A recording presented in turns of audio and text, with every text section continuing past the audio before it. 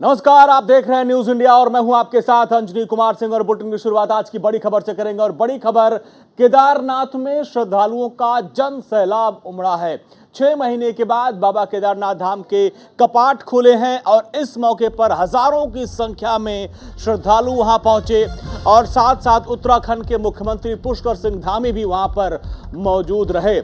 और शुभ मुहूर्त यानी 6:25 पर बाबा केदार के कपाट खोले गए। कोरोना के दौर में पहली बार भक्त अब बाबा के दर्शन कर रहे थे। 2 साल बाद जो भक्त हैं वो बाबा के दर्शन कर पा रहे हैं। दरअसल बाबा केदार के पट 6 महीने बाद खुल गए। शुभ मुहूर्त के मुताबिक 6:25 पर वैदिक मंत्रोच्चार के साथ मंदिर के कपाट खोले गए और जिसमें मुख्य रावल यानी मुख्य पुजारी ने बाबा की डोली मंदिर में प्रवेश किया। और इस मौके पर करीब 10,000 श्रद्धालुओं के साथ उत्तराखंड के मुख्यमंत्री पुष्कर सिंह धामी भी मौजूद रहे। और मंदिर के प्रांगण को 10 क्विंटल फूलों से सजाया गया था, जिसकी भव्यता आप देख पा रहे हैं इन तस्वीरों में। गुरुवार को ही केदारधाम में श्रद्धालुओं का सैलाब उमड़ पड़ा।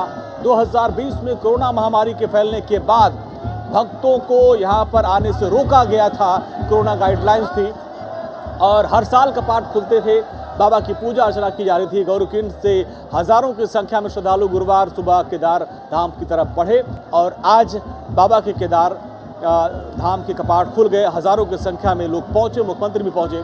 रोहित विक्रम सिंह हमारे साथ, हमारे संवाददाता।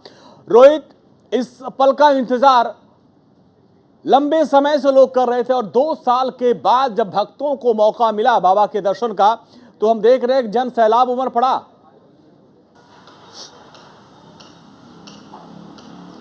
बिल्कुल अंजनी, और बहुत सारे तीर्थयात्री ऐसे हैं जो हर साल बाबा केदारनाथ के दर्शन करने आते हैं। हाँ। चारों धामों के दर्शन करते हैं, जिसमें गुजरात से बहुत सारे गुजराती आते हैं, मारवाड़ी आते हैं, राजस्थान से राजस्थानी लोग आते हैं, दक्षिण भारत के बहुत सारे लोग आते हैं जिनकी भगवान बद्री विशाल और बाबा केदारनाथ में आस्था है।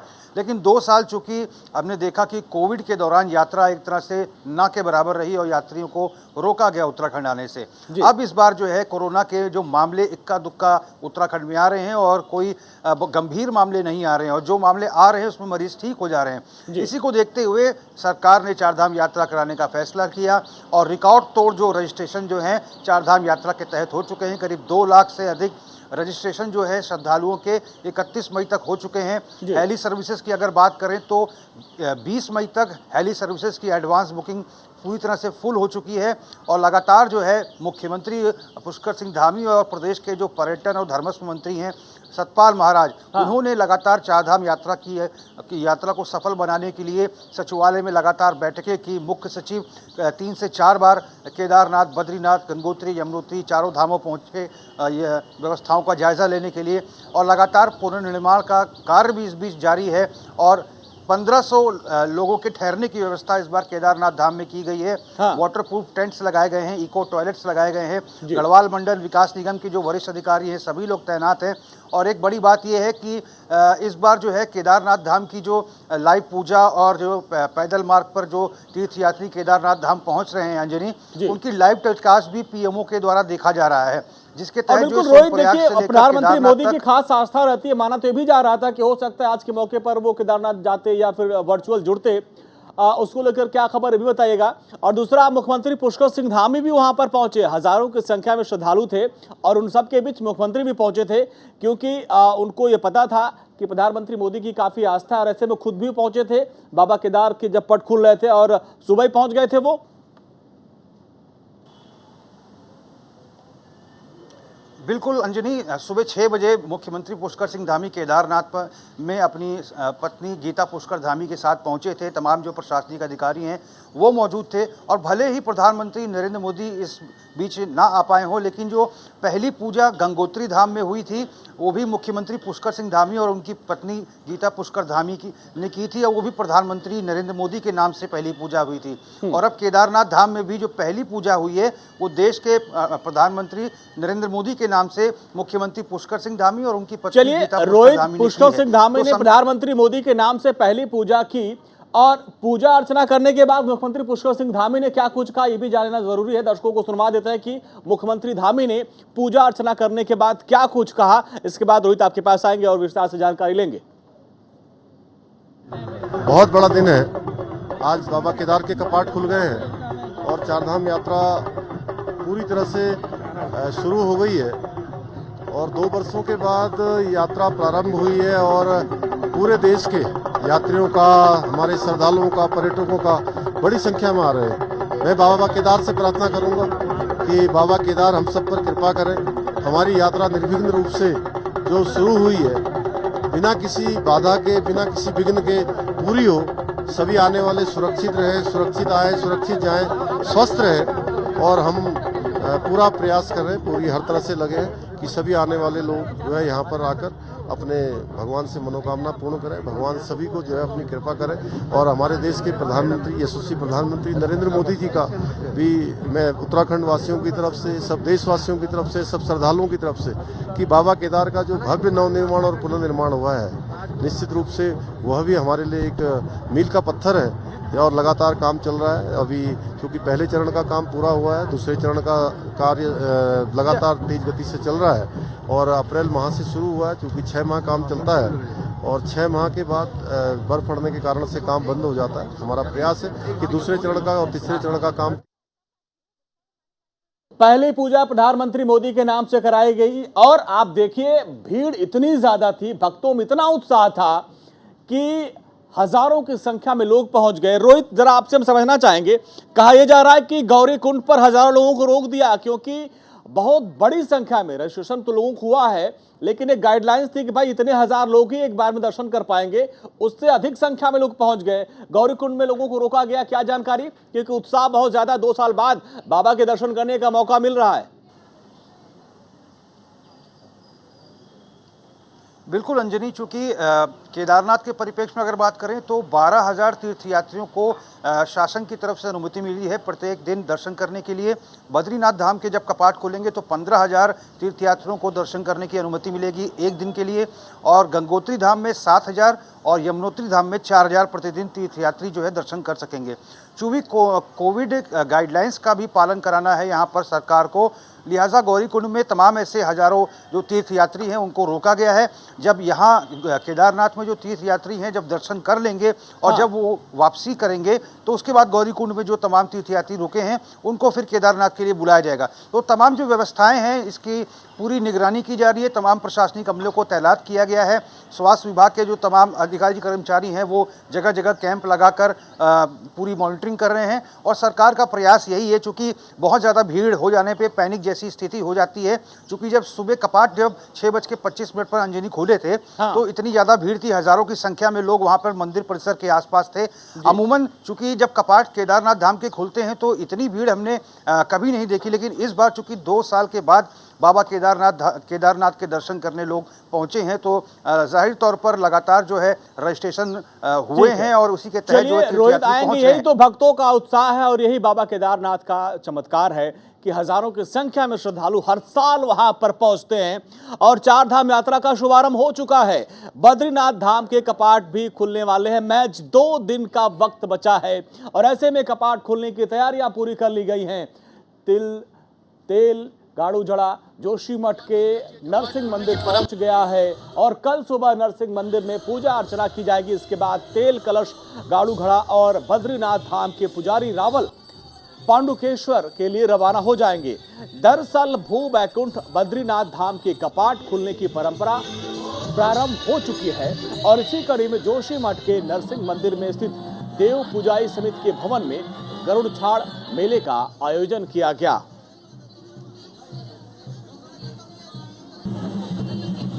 भगवान बद्रीनाथ जी के कपाट खुलने की परंपरा और उस परंपरा में आज का ये दिव्य मेला, गरुड़ जी एक लंबी सी रस्सी से यहाँ तक आए हैं, साथ में भगवान बद्रीनाथ जी पीछे पीछे आए हैं और एक प्रमाण हम देखते हैं, कदाचित इस लंबी रस्सी से जब गरुड़ आते हैं कदाचित रस्सी कट जाए, गरुड़ रुक जाए या टेढ़े हो जाएं तो यात्रा में कहीं न कहीं बाधा होती है, ऐसे प्राचीन लोग कहते हैं और ऐसा देखा भी गया है। किंतु इस वर्ष हम देख रहे हैं गरुड़ बड़े प्रसन्न मुद्रा में उड़ के आए हमारे यहाँ तक, साथ में भगवान पीछे पीछे चले आए हैं।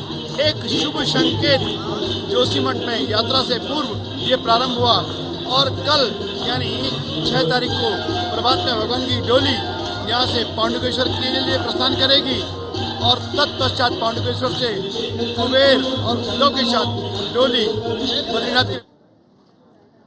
चलिए देखिए, केदारनाथ के द्वार खुल चुके हैं, बद्रीनाथ की तैयारी है और पूरी परंपरा के साथ अब थोड़ा सा राजनीतिक दलों की बात कर लेते हैं। कांग्रेस के प्रदेश अध्यक्ष करण महारा इन दिनों गढ़वाल दौरे पर हैं। दरअसल कांग्रेस के अध्यक्ष केदारनाथ मार्ग पर सरकार की व्यवस्थाओं के साथ पार्टी कार्यकर्ताओं से भी मुलाकात करेंगे और केदारनाथ धाम जाएंगे और जहां पर वो बाबा केदार के दर्शन करेंगे और आने वाले श्रद्धालुओं से मुलाकात करेंगे, उनसे बातचीत करेंगे। कांग्रेस की प्रदेश प्रवक्ता गरिमा दसोनी ने कहा है कि उत्तराखंड प्रदेश अध्यक्ष गढ़वाल दौरे के दौरान केदारनाथ धाम से जुड़े इतिहास के पैम्फलेट भी बांटेंगे और जो श्रद्धालु आ रहे हैं उनसे भी मुलाकात करेंगे। काल साथियों संग वो केदारनाथ धाम की पैदल यात्रा पर निकले हैं। 18 से 19 किलोमीटर की ये यात्रा होगी और यात्रा का मकसद यही है कि एक रचनात्मक, एक सहयोगात्मक और एक सकारात्मक विपक्ष की भूमिका का निर्वहन हम करना चाहते हैं और एक सुरक्षित उत्तराखंड का संदेश हम विश्व को देना चाहते हैं। जैसा कि आपको पता है, चार धाम यात्रा हमारी रीढ़ है और कोरोना महामारी के चलते बहुत बड़ी संख्या में हमारे युवा बेरोजगार हुए, हमारे पर्यटन क्षेत्र से जुड़े हुए व्यवसायियों का जो कार्य है वो बहुत प्रभावित हुआ। ऐसे में ये एक आशा की किरण के रूप में लौट कर आई है चार धाम यात्रा। आगे बढ़ते उत्तराखंड में चंपावत सीट पर उपचुनाव के लिए आचार संहिता लागू कर दी गई। निर्वाचन आयोग की ओर से तारीखों का ऐलान कर दिया गया। इसके बाद राजनीतिक दलों ने अपनी अपनी तैयारियां शुरू कर दी है। वहीं निर्वाचन आयोग भी अपनी तरफ से पूरी तैयारी करने का दावा कर रहा है। उपचुनाव के लिए पोलिंग पार्टियों को ट्रेनिंग दी जा रही है और साथ ही सेक्टर मजिस्ट्रेट की नियुक्ति भी कर दी गई है। मुख्य निर्वाचन अधिकारी सौजन्या ने बताया कि उपचुनाव के लिए 11 मई तक नामांकन किए जाएंगे। 17 मई तक नाम वापसी और 31 मई को मतदान होगा और साथ ही 3 जून को मतगणना होगी और जिसको देखते हुए सुरक्षा के पुख्ता इंतजाम कर लिए गए हैं। इसके अलावा संवेदनशील और अति संवेदनशील बूथों का भी चयन कर लिया गया और उसको देखते हुए पूरी तैयारियां कर ली गई है ताकि चुनाव शांतिपूर्ण तरीके से कराया जा सके, किसी भी तरह की अराजकता न फैले। इस तरह की तैयारी है। जो हमारा इलेक्टोरल रोल है वो समय समय पर उस पर डी डुप्लीकेशन और उसमें कोई भी डबल एंट्री है तो उसका समय समय पर चेक होता रहता है। इसी तरह जो हमारा जो फ़ोटो इलेक्टोरल रोल है वो 100% विद फ़ोटोज़ हैं, तो फ़ोटो इलेक्टोरल रोल से ही पता चल जाता है कहीं पे भी कोई इम्पोस्टर्स हैं तो उसी में वो पकड़ में आ जाता है। उसके बाद पोलिंग एजेंट्स भी वहाँ पे रहते हैं, कोई भी कहीं पे भी आशंका है तो पोलिंग एजेंट्स भी वहाँ पे उसको पिन पॉइंट कर लेंगे और ज़्यादातर जगह पे वेबकास्टिंग का भी फैसिलिटी दिया जाता है। तो चुनाव को लेकर जहां बीजेपी तैयार है, कांग्रेस तैयारी कर रही, वहीं पर चुनाव आयोग की तरफ से पूरी तैयारियां कर ली गई। रोहित विक्रम सिंह हमारे साथ, हमारे सहयोगी। रोहित, चुनाव आयोग की तरफ से पूरी तैयारी कर ली गई है, क्या व्यवस्था की गई है? क्योंकि उपचुनाव है और कांग्रेस हो या फिर मुख्यमंत्री, दोनों की प्रतिष्ठा दांव पर लगी है।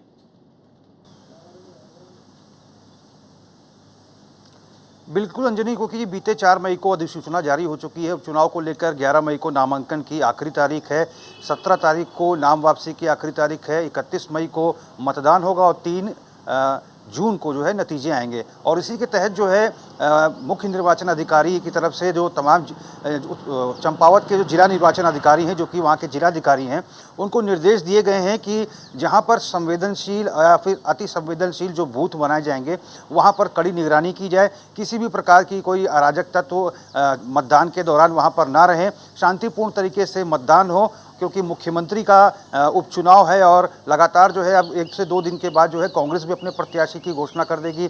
आम आदमी पार्टी की तरफ से भी प्रत्याशी का चयन हो जाएगा। तो लगातार जो है प्रशासन के सामने एक बड़ी चुनौती है, क्योंकि उत्तराखंड का 2022 का विधानसभा चुनाव उत्तराखंड निर्वाचन आयोग के द्वारा बिल्कुल अच्छे तरीके से संपन्न कराया गया था। तो लिहाजा इस बार भी पूरा प्रयास है कि जब उपचुनाव हो 31 मई को तो शांतिपूर्वक तरीके से हो और सभी लोग अपने मताधिकार का प्रयोग करें, इसलिए भी जागरूकता अभियान चलाया जा रहा है। ठीक है रोहित, आप हमारे साथ बने रहिए। चूंकि उपचुनाव को लेकर जहां एक तरफ मुख्यमंत्री की प्रतिष्ठा दांव पे लगी हुई है, क्योंकि इसके पहले खटीमा का चुनाव वो हार गए थे, फिर आला कमान ने उन पर भरोसा जताया था और अब चुनाव में जा रहे, उपचुनाव हो रहा है, उसके लिए बीजेपी ने तैयारियां कर ली हैं। मुख्यमंत्री पुष्कर सिंह धामी के नाम का औपचारिक ऐलान किया गया है और धामी के नाम की घोषणा पार्टी के राष्ट्रीय मंत्री अरुण सिंह ने की। चुनाव के लिए मुख्यमंत्री के नाम की घोषणा होने के साथ ही बीजेपी के प्रदेश मीडिया प्रभारी मनवीर चौहान ने कहा कि बीजेपी का हर कार्यकर्ता उत्साहित है और जिसमें मुख्यमंत्री को इस चुनाव में भारी मतों से विजय दिलाना यही मकसद है।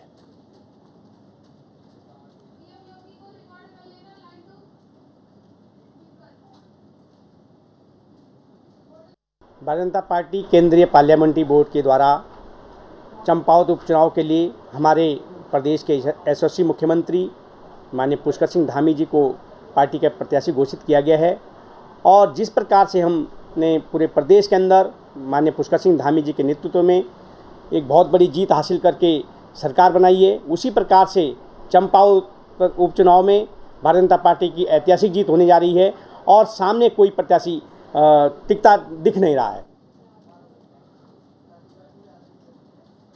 तो तैयारी कर ली गई है बीजेपी की तरफ से, सारे कार्यकर्ता तैयार हैं और चूंकि मुख्यमंत्री कहां से चुनाव लड़ेंगे इसको लेकर लंबा चौड़ा मंथन हुआ, उसके बाद हुआ भाई चंपावत से चुनाव लड़ेंगे। संजय पुंडीर हमारे साथ हैं। संजय, मुख्यमंत्री उपचुनाव लड़ेंगे ये तो पहले तय था, लेकिन कहां से लड़ेंगे इसको लेकर बड़ा तगड़ा मंथन हुआ। अब बीजेपी के सभी नेता कार्यकर्ता तैयार हैं चूंकि ये खुद मुख्यमंत्री की प्रतिष्ठा दांव पे लगी है। बिल्कुल अंजनी, जिस तरह से चंपावत चुनाव होना है और तारीखों के ऐलान के बाद अब भारतीय जनता पार्टी ने पूरी तरह कमर कस ली है। हालांकि जिस तरह से अब वहां पर आचार संहिता भी लागू हो गई है तो तमाम जो कार्यकर्ता है और भारतीय जनता पार्टी के नेता है खासा उत्साह दिख रहे हैं और साथ ही साथ यह भी दावा कर रहे हैं कि इस बार जो मुख्यमंत्री पुष्कर सिंह धामी है वो भारी मतों से वहां पर चुनाव जीत कर एक प्रचंड जीत हासिल करेंगे। तो कहा जा सकता है कि चुनाव को लेकर अब जो नेता है और कार्यकर्ता है वहां पर ढेला डाल लेंगे। हालांकि जिस तरह से नामांकन की भी तारीख घोषित हो गई है तो उसके बाद अब जो अन्य दल है वो भी अपनी अपनी तैयारियों में जुट गए हैं और तो कहा जा सकता है कि भारतीय जनता पार्टी के जो नेता है खासा उत्साह दिखाई दे रहे हैं। अंजनी, ठीक है संजय, बने रहिए आप हमारे साथ। देखिए, इस उपचुनाव में कहीं न कहीं नाम का ऐलान करने में बीजेपी आगे है। अभी कांग्रेस मंथन कर रही है, आम आदमी पार्टी भी मंथन कर रही है। ठीक है, उपचुनाव के बाद अगली खबर का रुख करते हैं। राज्य के स्कूली छात्र लगातार कोरोना से संक्रमित हो रहे हैं और जिसको लेकर शिक्षा विभाग के आला अधिकारी चिंतित हैं। विद्यालय शिक्षा महानिदेशक ने एक बार फिर से सभी निजी स्कूलों के साथ सरकारी स्कूल के अधिकारियों को भी निर्देश जारी किया। कोरोना महामारी को देखते हुए बच्चों का विशेष ध्यान रखा जाए जिससे कि संक्रमण न फैले और इसी के साथ उन्होंने कहा कि अगर कोई भी स्कूल कोरोना नियमों का उल्लंघन करता पाया गया तो उसके खिलाफ कड़ी से कड़ी कार्रवाई की जाएगी।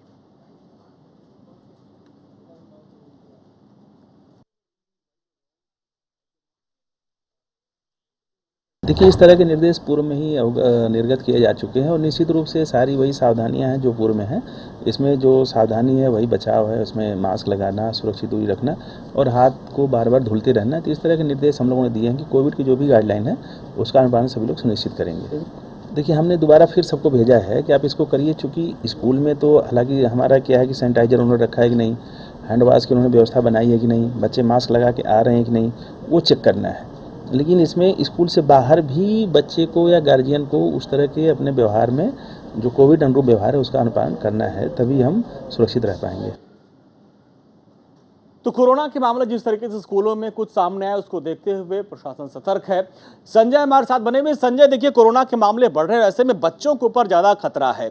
अब इसको देखते हुए अधिकारी सख्त है, क्या गाइडलाइंस जारी की गई स्कूलों के लिए, खासकर सरकारी और प्राइवेट?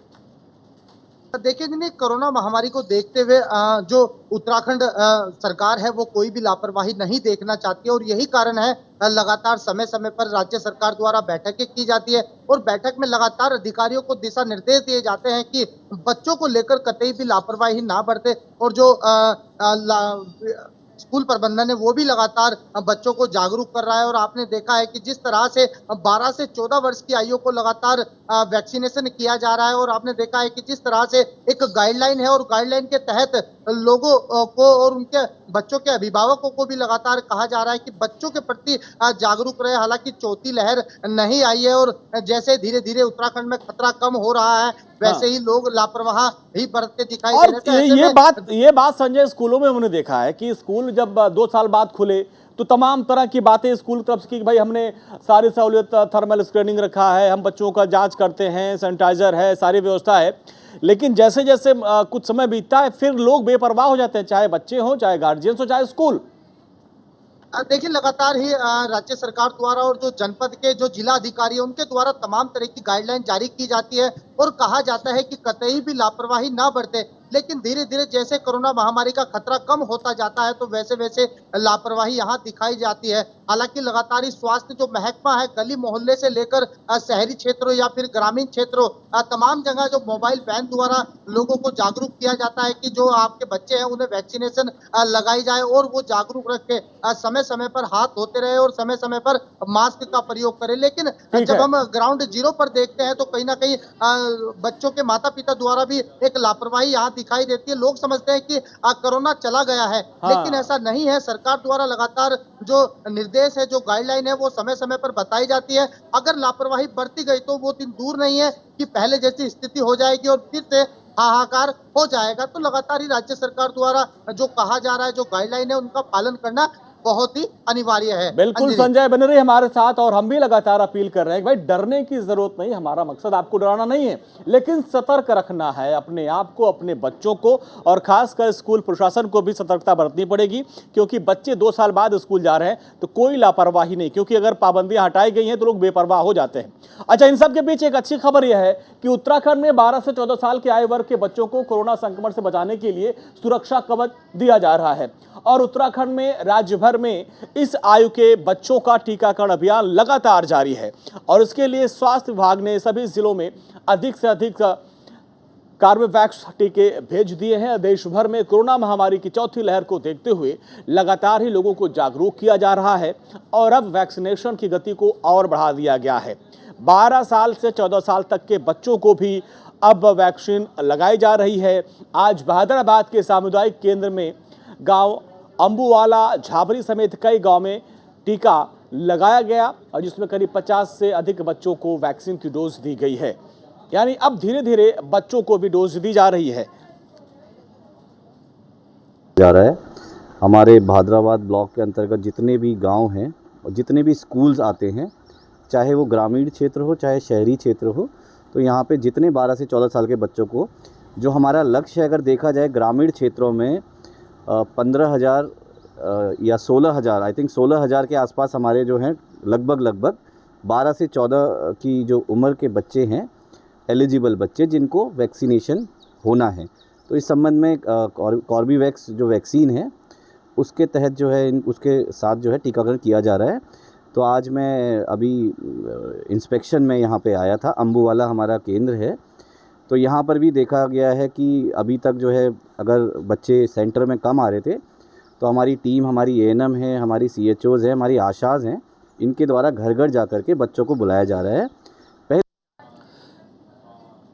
संजय, सरकार की तरफ से एक अच्छी व्यवस्था की गई है कि 12 से 14, पहले भाई वो 14 से 18 हुआ, अब 12 से 14 साल के बच्चों को वैक्सीन लगा दी, लेकिन अभी भी उस संख्या में बच्चे बाहर नहीं निकल रहे वैक्सीन को लेकर जितनी उम्मीद थी। और जब खुद अधिकारी मौके पर पहुंचते हैं तो उनको लगा कि भाई बच्चे कम आए हैं। ऐसे में बच्चों को, उनके परिवार वालों को जागरूक करने के लिए क्या कदम उठाए जा रहे हैं?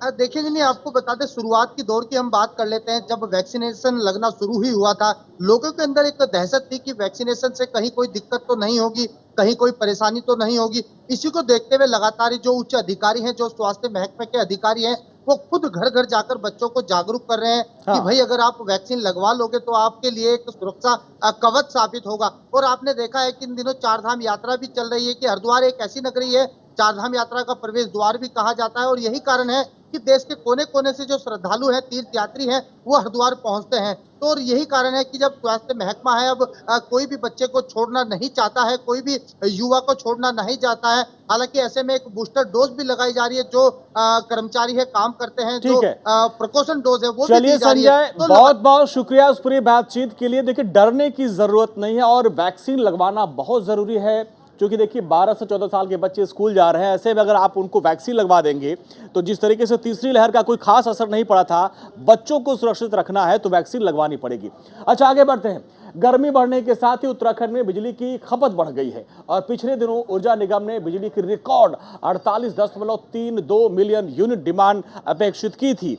इसके सापेक्ष बिजली खरीदने के बावजूद 3 मिलियन यूनिट की कमी पाई गई और जिसकी वजह से पिछले सप्ताह राज्य भर में बिजली की कटौती की गई। खासकर ग्रामीण कस्बे और छोटे शहरों में कई घंटों की बिजली कटौती देखने को मिली है। छोटे कस्बों की बात कर ले तो घंटे और फर्नेस इंडस्ट्री में 4 से 5 घंटे की कटौती हुई है। हालांकि ऊर्जा निगम का दावा है कि अब बिजली कटौती पर नियंत्रण कर लिया गया है।